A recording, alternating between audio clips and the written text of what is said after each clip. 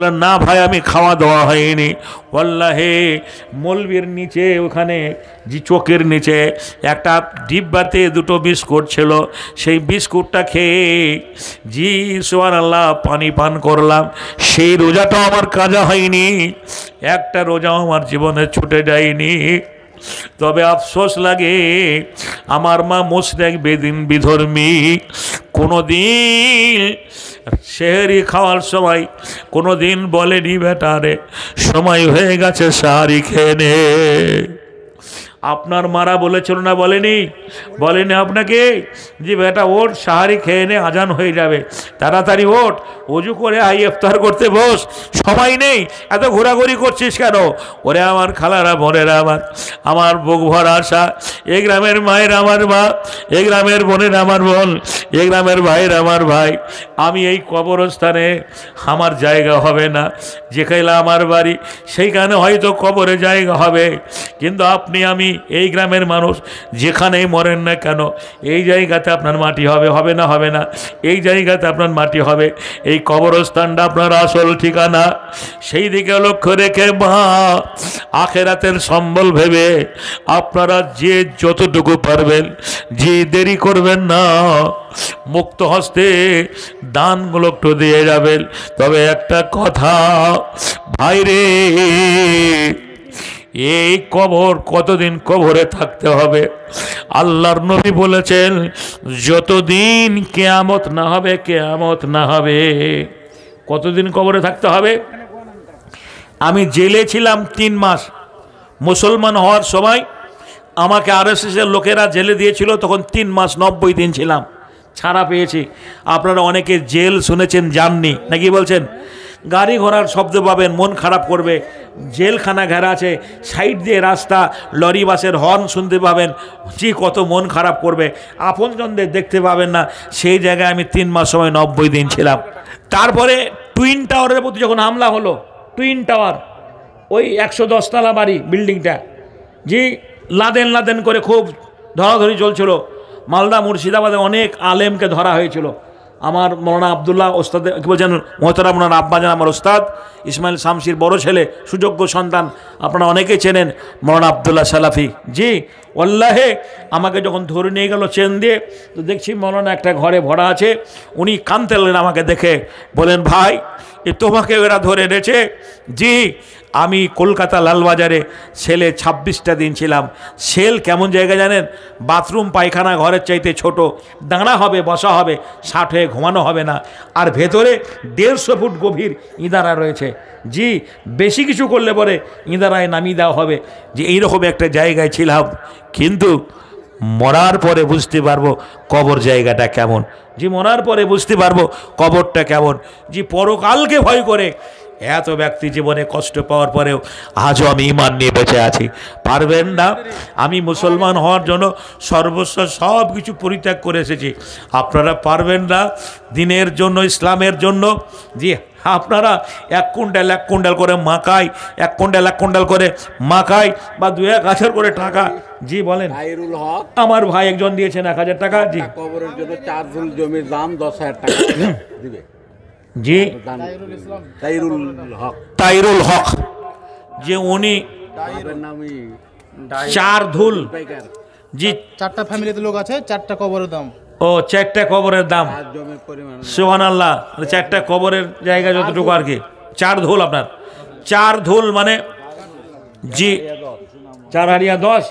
জি উনি 4 ধুল কবরের দাম দেবেন। জোরে বলুন আলহামদুলিল্লাহ। আমার ভাই দিয়েছেন 2 ধুল, প্রথমে 1 ধুল দিয়ে শুরু করেছিলেন, তো এই ধুলের হিসাবটা আমার মগজে কেন ঢোকে না কি জানি, তো যাই হোক, তো 4 ধুল উনি বন্ধুরা আমার জি আপনারা দান করবেন। জোরে বলুন আলহামদুলিল্লাহ। ভাই আমি আপনাদের কাছে অনেক কথা আলোচনা করলাম, আমি ঘড়ির দিকে তাকাইনি, সময় প্রায় 11টা বেজে গেছে।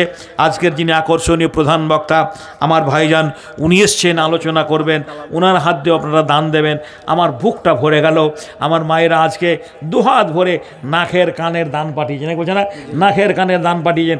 কয়েকটা যে আপনার নাকের পড়েছে, আমার এই ভাইটা যে তার মা মারা গেছে, একবারে নতুন করকরা যে সোনার কানের আর একটা নাকের, সেটাও সোনার যে মায়ের নামে দান করে গেল, আল্লাহ এই দানটা আমি জীবনে ভুলবো না। বন্ধুরে আমার, ভাইরা আমার, এইরকম মহাব্বতের দান আপনাদের দিতে হবে। এখানে বরজাহান শেখ উনি দিয়েছেন কি বলছে না 1000 টাকা, আলহামদুলিল্লাহ জাযাকাল্লাহ। তো আমি আপনাদের কাছে রক্ত মাংসের গড়া মানুষ, যে আপনারা জানেন যে 10 মিনিট টাইম আছে, এখনো 10 মিনিট টাইম আছে। আমিও রক্ত মাংসের গড়া মানুষ, অনেক কথা আপনাদের কাছে আলোচনা করেছি। বর্তমানে আমি ইসলাম কবুল করার পরে আমার পেশা বলেন, নেশা বলেন, জীবিকা বলেন, যে জমি জায়গা 1 কাঠাও নেই, এটাই আমার বলছেন কাজ। তবে আমি কন্ট্যাক্টের বক্তা নই যে এত হাজার না দিলে যাব না বলে কিছু করতে পারিনি। ছোট ছেলেটা রমজান মাসের প্রথম দিনে কিছু বললেন না, দ্বিতীয় দিনে কিছু বললেন না, তারাবি পড়তে গিয়ে চতুর্থ দিনে আমাকে বলছে সেহরি খাওয়ার সময় বলছে, আব্বা যে এই রেশনের চাল দিয়ে সারাটা রোজা চালাবেন না আমাদের জন্য কিছু ব্যবস্থা করবেন? খোদার কসম করে বলি আমি থাকতে পারিনি। বললাম, আব্বা এগুলো বলতে হয় না, আল্লাহ নারাজ হয়ে যাবে। উনি আমাকে আমার ছেলেটা এমন একটা কথা বলল, আঘাত লাগলো। গত বছর জ্যৈষ্ঠ মাসের ঝড়ে আমাদের এলাকায় অনেক বাড়ির ক্ষয়ক্ষতি হয়েছিল। আমার বাড়ির পাশাপাশি সব বাড়িগুলো দোতলা 3তলা পাকা কংক্রিট দিয়ে তৈরি। আমার সে ঝুপড়ি মাটির দেওয়াল উপরে টালের ছাউনি, বাড়িটা পড়ে গেছিল। যখন বাড়িটাও পড়ে গেল তো আমি বাইরে ছিলাম, যে টেলিফোনে মোবাইলে শুনতে পেলাম আমার স্ত্রী কান্না করে বলা বলি করলো যে বাড়িটা পড়ে গেছে। তারপরে আমার মা কার মুখে শুনেছে যে আমার বাড়ি উড়ে গেছে। তো মা, আমার 2 কাকিমা, পাড়ার 2 আরও মেয়ে, আর একটা আমার বোন, তারা টোটো ভাড়া করে আমার বাড়ি চলে এসছে। মা আমার গলা ধরে হাউমাউ করে কাঁদতে লাগলো। কোনোদিন আমার মা বাড়িতে আসেনি। বললো, মিলন তুই কি দুঃখে মুসলমান হয়েছি? হায় রে, আমাদের বাড়িতে বাস করার লোক নেই, তুই আমার একটাই হারানো মালিক, একটাই আমার ধন, মা বলার কেউ নেই, এত বড় বাড়ি সব কিছু ফেলে তুই এসেছিস, তো কি দুঃখে মুসলমান হয়েছি। মাকে বললাম, মা দেখো, মুমিনদের জন্য দুনিয়াটা এইরকমই স্বাভাবিক, পরকালে ভালো একটা জায়গা পাবো। আমি যে জায়গাটার জন্য মুসলমান হয়েছি সে জায়গাটা জান্নাত, ওই জায়গাটা হয়তো তুমি পাবা না। তা আমার মা বলছে, জান্নাত তুই জল খাগা, হাইরে একটা বাড়ি করতে পারিসনি আর জান্নাত করছিস। আল্লাহর কাছে দোয়া করি, ভাইরা আমার, বন্ধুরা আমার মাকে দিনের বুঝ দেখ, মাকে যেন দিনে আনতে পারি। আমি আপনাদের কাছে পরিশেষে দোয়া প্রার্থী, আপনারা এই ভাইটার জন্য দোয়া করবেন। আমি আল্লাহর দুনিয়ায় যতদিন বেঁচে থাকবো, মুসলমানদের তো ছেলে কম, একটা মেয়ে একটা ছেলে, আর বেশি হবে না। আমার 5টা ছেলে মেয়ে, 2 মেয়ে 3টা ছেলে। বন্ধুরা আমার, ভাইয়েরা আমার, সবগুলোই বড় হয়ে গেছে। শরীয়ত সম্মত আলাদা বিছানা করে দিতে পারিনি। মাঝে মাঝে মসজিদে গিয়ে আল্লাহকে বলি, কখন যে আল্লাহ কবুল করবে জানি না, কেন কবুল করে না। আল্লাহ আমার ছেলে মেয়েদের আলাদা বিছানা করার ব্যবস্থা করে দাও। করতে পারিনি, কষ্ট হয়, দুঃখ লাগে। আপনারা দোয়া করবেন, যে অভাব আমার রয়েছে আল্লাহ সমস্ত অভাব যেন আমার পূর্ণ করে দেন, বলুন না আমিন। আমি সার্বিকভাবে মিল্লাতের জন্য, কওমের জন্য মহান আল্লাহর কাছে ফরিয়াদ করে বলবো, আজকে কবরস্থানে জালসায় দুহাত ভরে যারা যতটুকুভাবে দান করেছেন, সার্বিকভাবে আল্লাহ রাব্বুল আলামিন সকলের দোয়া যেন কবুল করেন, জোরে বলুন আমিন।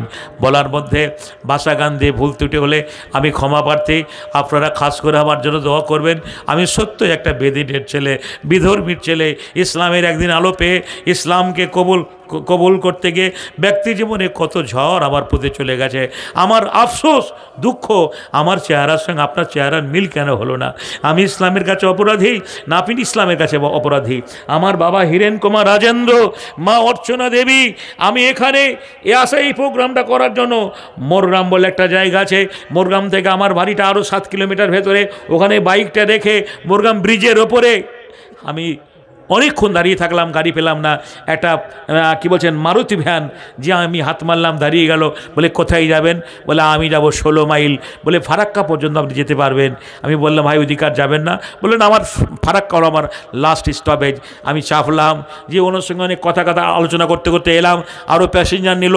আমি ফারাক্কায় নেমে গেলাম, ওখানে একটা টোটো ধরে এলাম আপনাদের এই টাউনশিপ মোড়।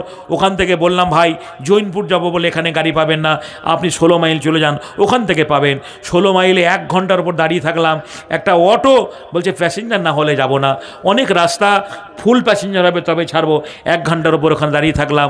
বন্ধুরে আমার, আমি যাওয়ার পথে আবার ওইভাবে আমাকে যেতে হবে। আমার তো ওইরকম 4 চাকা গাড়ি নেই, 16 চাকার লরি যদি আমার উপর দিয়ে চলে যায়, আল্লাহে বাংলার কোনো ডিপার্টমেন্ট আমাকে উলঙ্গ করে দেখবে না। আমি হিন্দু না মুসলমান, আমার বাবা হিন্দু, আমার মা হিন্দু, কিন্তু আমার এই সুন্নাতি দাড়ি দেখে, ইসলামী লেবাস দেখে আমাকে কোনো ডিপার্টমেন্ট ন্যাংটো করবে না। এই দাদা যদি মারা যায় অ্যাক্সিডেন্ট হয়ে, যদি মালদার লোক সবাই চেনে, লোকটা জোনপুরের মানুষ, কিন্তু মালদার দূরে রেঞ্চের বাইরে যদি চলে যায়, শিলিগুড়ি, আসানসোল, রায়গঞ্জ, টাটা, ফেকো, জামশেদপুর, যদি অন্য জায়গায় মারা যায়, শুধু একটা সুন্নতের অবমাননা করার জন্য সিভিং পুলিশদের বলবে লোকটাকে দেখ হিন্দু না মুসলমান, মুখে দাড়ি না থাকার ফলে সিভিং পুলিশরা তাকে ন্যাংটো করে বলবে তার মুসলমানি দেওয়া আছে, লোকটা মুসলমান। ছোটবেলায় আপনার মা বলেছিল আমজাদ বড় হয়ে গেছে, আমজাদের মুসলমানি দিতে হবে, সাদ্দাম বড় হয়ে গেছে, ওগো শুনছো সাদ্দামের মুসলমানি দিতে হবে, হাজামকে ডেকে এনে মুসলমান দিয়েছিল। এই মুসলমানি দেওয়াটাও নবীর সুন্নাত। একটা সুন্নাতকে আমল করার জন্য আপনি এই যাত্রা বেঁচে যাবেন, কিন্তু আমাকে ন্যাংটো করে দেখবে না আমি হিন্দু না মুসলমান। তাই আমি আপনাদের কাছে কোরআন থেকে একটাই পড়েছিলাম, ইয়া আইয়ুহাল্লাযীনা আমানুত্তাকুল্লাহা হাক্কা তুকাতিহি ওয়ালা তামুতুন্না ইল্লা ওয়া আনতুম মুসলিমুন। তোমরা যারা ঈমান এনেছো আমাকে ভয় করার মতো ভয় করো, আর তোমরা মরিও না মুসলমান অবস্থায় না থাকা পর্যন্ত। যদি তোমরা মরো মুসলমান হয়ে মরো, খবরদার তোমরা অমুসলমান হয়ে মরিও না। আমি যে ঈদে পোশাকটা কিনে দিয়েছি আমার ছেলে মেয়ের জন্য, সেই পোশাকটাও ইসলামী কি বলছেন সুন্নাতি লেবাসে যেন হওয়া চাই। পোশাকটা পরতে হবে সুন্নাতি লেবাসে, পা ঢেকে থাকলে চলবে না। জিন্সের প্যান্ট কিনেছো 1 হাত লম্বা, পায়ের গোড়ালি দেখা যায় না, এ পোশাক শরীয়তে নেই। জি নাভির ওপরে কাপড়টা পরতে হবে। বেশিরভাগই ছেলেরা জি পাছা থেকে যত ঝুল করে পরবে, এটা হলো স্টাইল, এটা হলো জি বলতে পারে কি বলছে না, এটা হচ্ছে সবচেয়ে ভদ্রতার পরিচয়। বন্ধুরা আমার ভাইরা আমার, আচ্ছা মাশাআল্লাহ আলহামদুলিল্লাহ, আমার ভাই 500 টাকা, এখানে আরেকজন ভাই জি আপনার মাশাআল্লাহ 1000 টাকা বলছেন, 1000 টাকা, আরিফ সাহেব 1000 টাকা, আলহামদুলিল্লাহ জাযাকাল্লাহ। অনেক কথা আপনাদের আলোচনা হলো। বারবার একটা কথা বলেছি, ভাষা গান দিয়ে ভুলতে হলে, আমি মরে গেলে কাউরি স্মরণে আমি কে আসিব আর, আমাকে ভাবিয়া অশ্রু ঝরাবে এমন বেদনা বুকে আছে কার, লোভ আশায় বেঁধে রাখে তারা আঁচলে আপন জনে, আজি আমারে বিদায় জানালে কাল রাখিবে না কেউ মনে, বুঝে নেয় তারা আমি তাহাদের কিছু দিতে পারিব না আর, আমি মরে গেলে কাউরি স্মরণে আমি কি আসিব আর, আসার যাওয়া দুনিয়ার নীতি শোনো গো বন্ধুগণ, আজি আমি গেলে কাল তুমি যাবে, নিষ্ঠার নেই কোনক্ষণ, যাত্রী লয়ে খাওয়া যায় আছে এই পার কভু ওই পার, আমি মরে গেলে কাউরে স্মরণে আমি কি আসিব আর। আমি যদি ওই পার দিয়ে যাই তো ব্রিজ পার হয়ে যেতে হবে, আর এই দিক দিয়ে যদি যাই আপনার কি বলছেন ধুলিয়ান গঙ্গা পার হয়ে, তাহলে আমাকে নদী পার হতে হবে নাকি বলছেন, নদী পার হতে হবে। দুনিয়াটা ঠিক ওই রকম, আমরা দুনিয়াতে একদিন ছিলাম না, আমরা এখানে দুনিয়াতে এসেছি মা বাপের মাধ্যম দিয়ে, তারপরে আবার আরেকটা জগতে চলে যাব, জি সেটা হচ্ছে কবর জগৎ। কবর জগতে কতদিন থাকতে হবে, যতদিন কিয়ামত না হবে। তারপরে আরেকটা জগৎ হবে হাসরের পরে, হিসাব নিকাশ হওয়ার পরে যারা পাস করবে তারা একটা ভালো জায়গা পাবে, সেটা জান্নাত। আমি বলেছিলাম যে আমরা এখানে এসেছি শুধু দুটো জায়গার জন্য, জাহান্নামের আগুন থেকে বাঁচার জন্য আর জান্নাত পাওয়ার জন্য। আল্লাহর কাছে পরিশেষে দোয়া করি আমরা যেন সকলে জান্নাতে জায়গা যে পেতে পারি, জোরে বলুন আমিন। আজকের সবার কাজ এখান থেকে পরিসমাপ্তি।